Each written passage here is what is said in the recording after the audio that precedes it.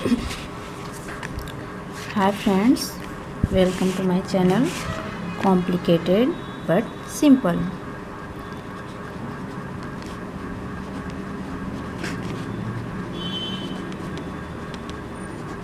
मेरा नाम पूजा है और मैं एक हाउसवाइफ हूँ।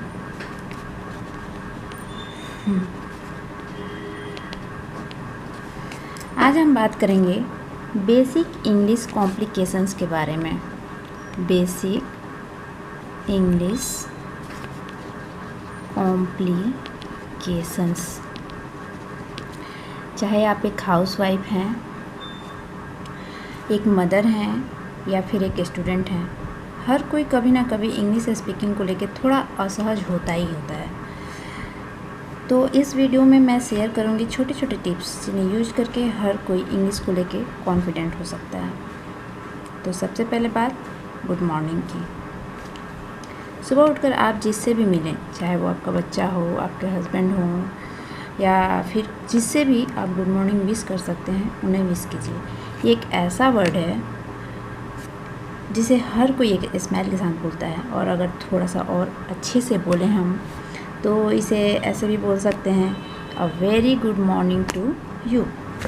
अच्छा, अगर ये आप पहली बार कर रहे हैं तो यकीन मानिए आपको बहुत अच्छा फील होने वाला है और अगर रेगुलर इस चीज़ को करते हैं तो फिर क्या बात, बहुत अच्छा है आपके लिए। एक चीज़ और हम कर सकते हैं, जैसे कि हमें कोई सेंटेंस बोलना है। जैसे मान लीजिए आप अपने बच्चे को बोलना चाहते हैं, जाओ और खेलो।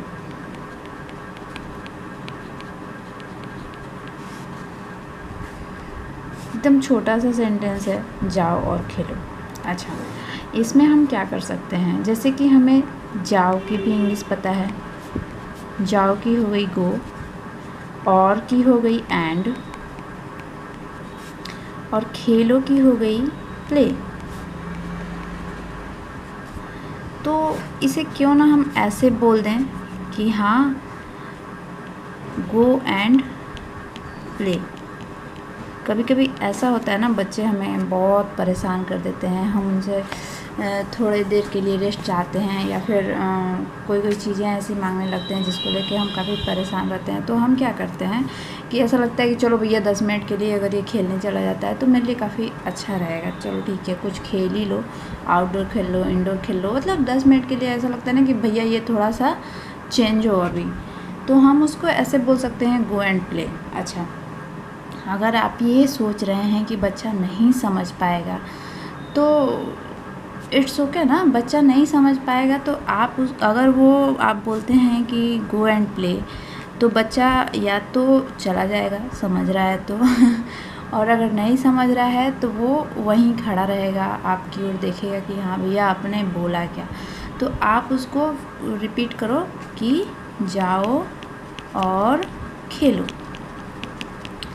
इससे होगा ना कि मतलब आपका बच्चा कभी भी अब ये लाइन सुनेगा तो वो समझ जाएगा कि हाँ भैया अब मेरे को खेलने जाना है, ओके, तो I am going to play, ऐसे करके वो चला जाएगा।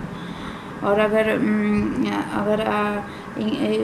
ऐसा हो रहा है कि सच में वो नहीं समझ पा रहा है तो सिंपल सा बात है कि आप पहले उसको इंग्लिश में बोलो और फिर उसको हिंदी में बोलो। अच्छा, एक चीज़ हम अक्सर सुनते हैं कि कोशिश करने वालों की हार नहीं होती, हार नहीं होती। भैया हार नहीं होती कोशिश करने वालों की, ये पक्का है, बट लेकिन कोशिश भी ना उतनी ही शिद्दत से, उतने ही पागलपन के साथ होनी चाहिए।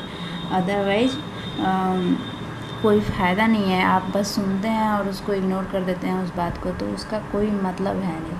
आप उसको बस सीधे से ये सोचो ना कि हाँ भैया मुझे ये चीज़ सीखनी है तो सीखनी है, चाहे कुछ भी हो जाए, आई हैव टू लर्न।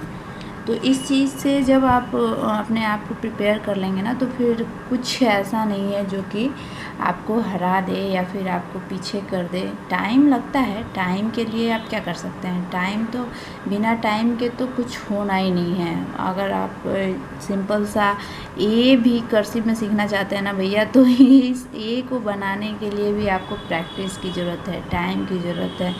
तो बिना टाइम लगाए कुछ नहीं होने वाला है। और मैं आपको छोटे छोटे वीडियोज़ बना के दूँगी जिससे आपका ज़्यादा टाइम भी नहीं लगने वाला है और आप ईजिली उस चीज़ को रेगुलर आप अपने रूटीन में उसको फिट बैठा सकते हैं। 5 मिनट 10 मिनट कोई कुछ बड़ा चीज़ है ही नहीं।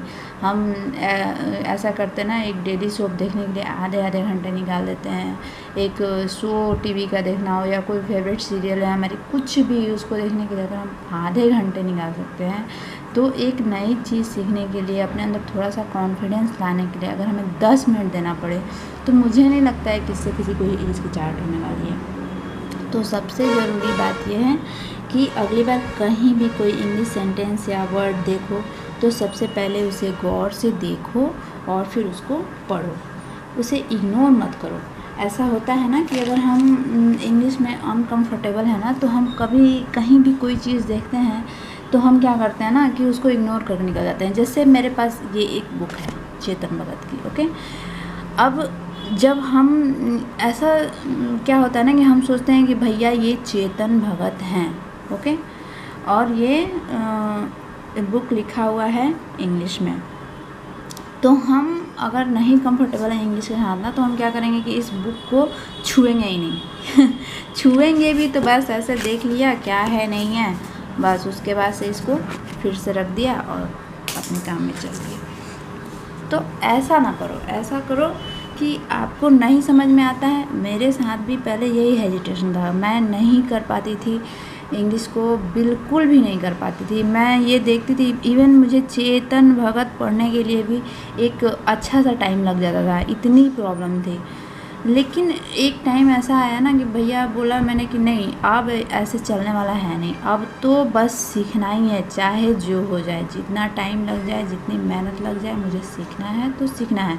और उस दिन से मैंने ठान लिया ना, सबसे पहली बात ये कि आप इंग्लिश को इग्नोर मत करो, किसी भी तरह से इग्नोर ना करो, चाहे वो कितना ही कॉम्प्लिकेटेड वर्ड हो, कितना ही कॉम्प्लिकेटेड सेंटेंस हो, कितने भी कहीं भी आप खड़े हों, कोई भी होर्डिंग देख रहे हो, कोई भी पोस्टर देख रहे हो, कोई भी न्यूज़पेपर देख रहे हो, कोई भी बुक देख रहे हो, आप उसे इग्नोर मत करो। बस आपको कुछ सुनने तो आ नहीं रहा है भैया, आप क्या पढ़ रहे हो अपने मन में, कौन पूछने वाला है कि आप हाँ आपने इसका प्रोनाउंसिएशन ये किया या आपने इसको गलत पढ़ा। पढ़ो ना, अपने मन में पढ़ो। आप मुझे 4 गालियाँ अभी दे दो, मुझे क्या पता चलने वाला है कि आपने मेरे साथ क्या किया या फिर आपने मुझे क्या बोला, जब तक आप सामने ला नहीं रहे हो। तो सबसे ज़्यादा ज़रूरी है अपने अंदर कॉन्फिडेंस लाना कि हाँ मैंने ये चीज़ पढ़ा है और मैं इसे समझ सकती हूँ।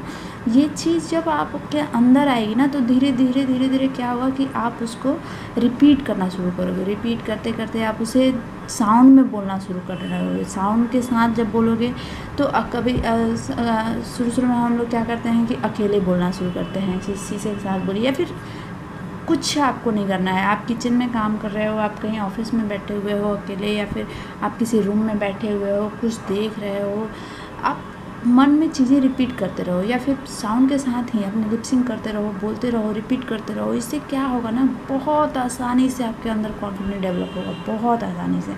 अब जैसे मान लीजिए मैंने चेतन भगत पढ़ लिया, हाँ ये समझ में आ गया कि ये बुक चेतन भगत का है। उसके बाद से एक हेडिंग है इसका, बुक का नेम क्या है, ऐसे पढ़ेंगे तो ये 5 लिखा हुआ है, फाइंड समवन। ज़रूरी नहीं है कि आप इसका मीनिंग समझो तभी आप एक प्रॉपर इंग्लिश रीडर कहलाओगे, नहीं, ऐसा कुछ नहीं है। आपको नहीं आता है इसका मतलब कोई इशू नहीं है, आप इतना पढ़ ले रहे हो 5 पॉइंट समवन, ये बहुत बड़ी बात है अपने आप में। भैया इतना भी नहीं कर पाते हैं लोग हेजिटेशन के वजह से कि हाँ मैं ये चीज़ पढ़ लूँ। आप गलती पढ़ो ना, इसको छोटे बच्चों को अगर ये दे दिया जाएगा तो वो क्या पढ़ेंगे, पॉइंट पढ़ देंगे, पॉइंट पढ़ेंगे नहीं। तो कोई मैटर नहीं है, कोई इशू ही नहीं है इस बात का कि आप इसको क्या पढ़ते हो। सबसे ज़रूरी बात यह है कि आप पढ़ो, आप सबसे पहले पढ़ो उसको, उसके बाद से जो होगा सो देखा जाएगा। अच्छा, अब जैसे कि हम कोई मूवी देख रहे हैं, उसमें किसी ने इंग्लिश में सेंटेंस बोला, जैसे hey man I like it. अब आप इस लाइन को रिपीट कीजिए, hey man I like it, hey man I like it. मतलब इसको आप जितनी बार कोशिश करें कि हम रिपीट कर पाएँ तो ये बहुत अच्छा होगा। मतलब इससे अब इसमें क्या होगा ना कि जो मतलब ऐसा इसमें इस लाइन में क्या है जो आप नहीं समझ पा रहे हैं। सीधा सीधा है कि हाँ भाई एक बंदे से बोल रहा है कि भाई ये जो चीज़ है मुझे पसंद है। अब आप समझ गए, आई लाइक इट का मतलब हो गया मुझे पसंद है। तो अब आपको करना ये है कि कभी भी आपको कोई भी चीज़ पसंद आए, छोटी सी ज्वेलरी हो, कोई कपड़ा हो, कोई कुछ भी, कोई भी सामान हो या कोई चीज़ कोई इंसान कर रहा है वो आपको अच्छा लगे, तो आप उसको हिंदी में मत बोलिए। आपको पता है ना आई लाइक इट का मतलब, आप उसको सीधा बोलिए आई लाइक इट, एकदम बिना सोचे समझे यस आई लाइक इट, और बार बार इसे बोलिए। आप खुद फील करेंगे कि आप में थोड़ा थोड़ा कॉन्फिडेंस आ रहा है, और यही तो चाहिए। Just carry on. इंग्लिश से डरिए मत, इंग्लिश से लड़िए, ये सबसे ज़्यादा ज़रूरी है। आप जीतेंगे इसकी गारंटी मैं देती हूँ। अच्छा, आज के लिए बस इतना ही। अगले वीडियो में मैं फिर आपसे मिलूँगी कुछ कॉम्प्लिकेटेड बट सिंपल प्रॉब्लम्स के साथ। अगर मेरा वीडियो पसंद आया तो please like share and subscribe करें। तब तक के लिए keep smiling, keep speaking, love you.